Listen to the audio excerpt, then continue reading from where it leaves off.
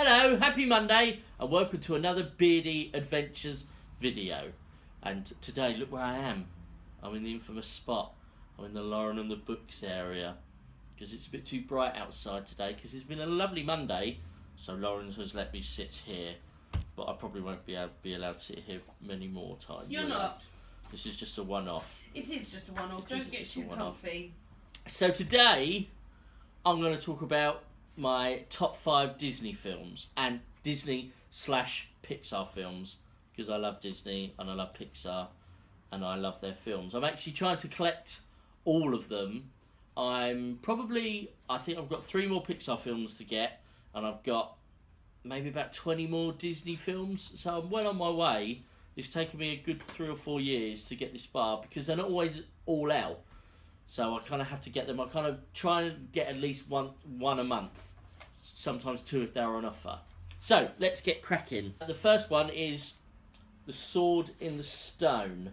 The Sword in the Stone is from 1963, so this is proper old school.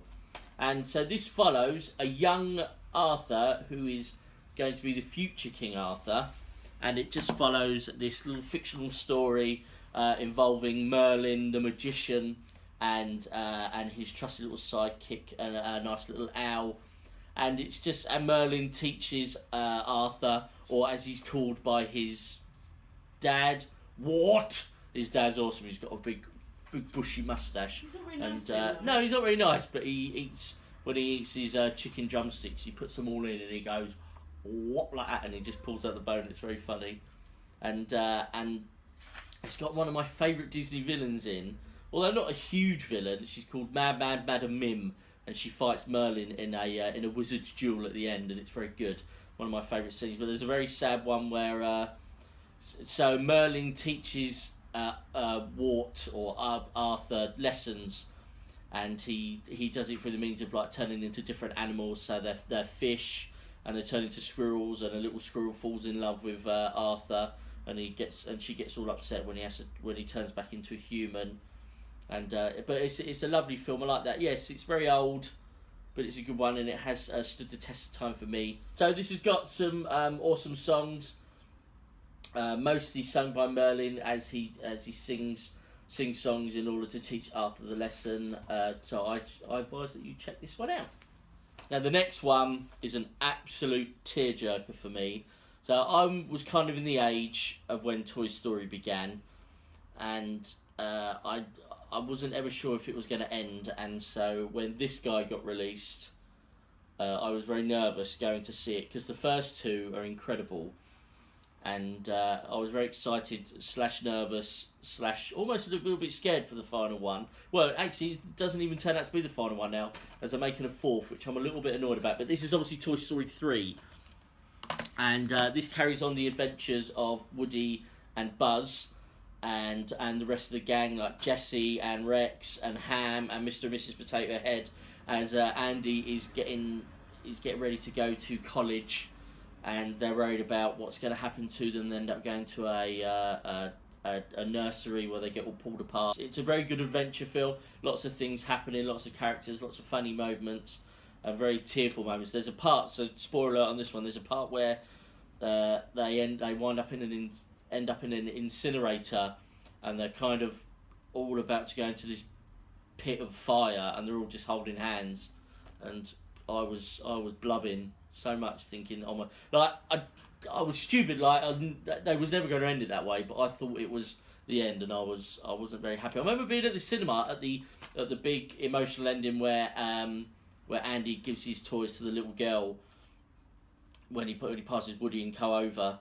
And it was really emotional, and I was also very teary at that moment. I remember about 3 rows in front of me, a little girl farts very, very loud, and the whole cinema laughs, and it just ruined the whole emotional moment for me.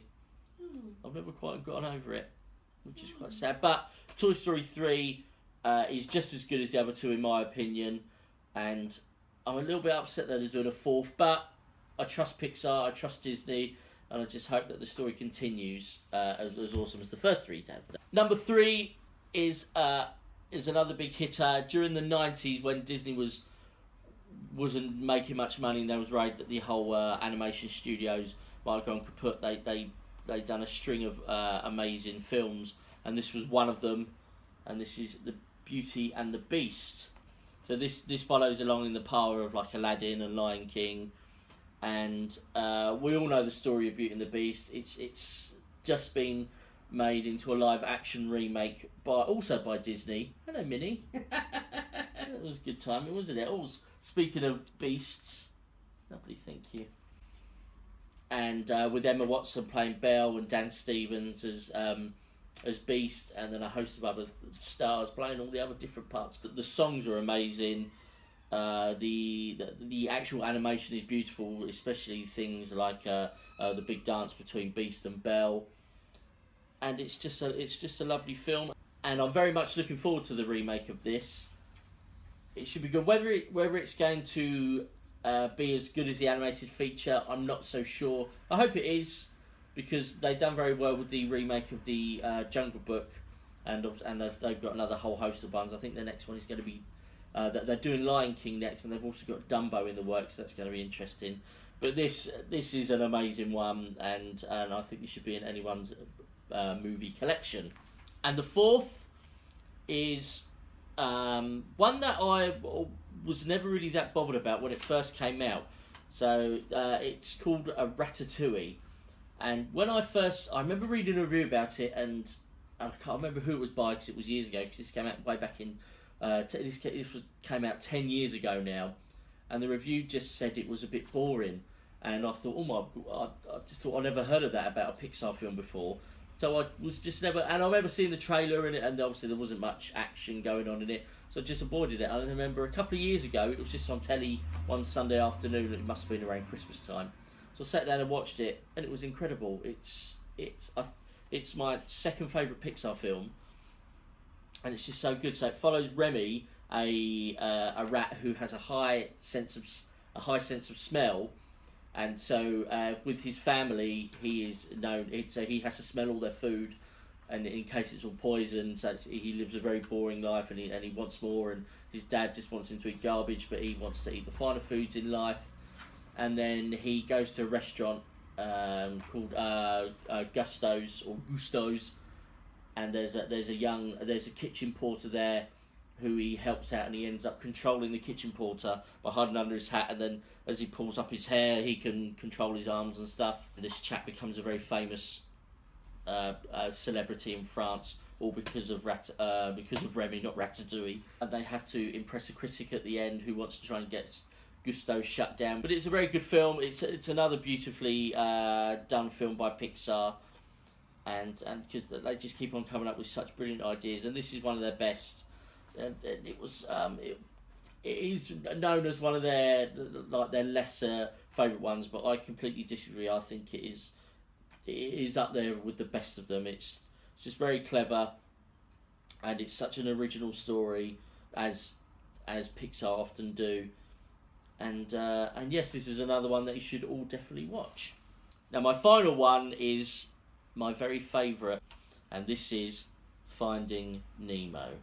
And it follows Nemo, a young clownfish who gets separated from his dad Marlin, and he gets caught and taken to a dentist's fish tank in 32 Wallaby Way Street, Sydney. And so this is all about Marlin and his rescue. And on the way he bumps into Dory, and they go on an adventure, and they have to battle sharks, and they meet Crush and his little boy Squirt.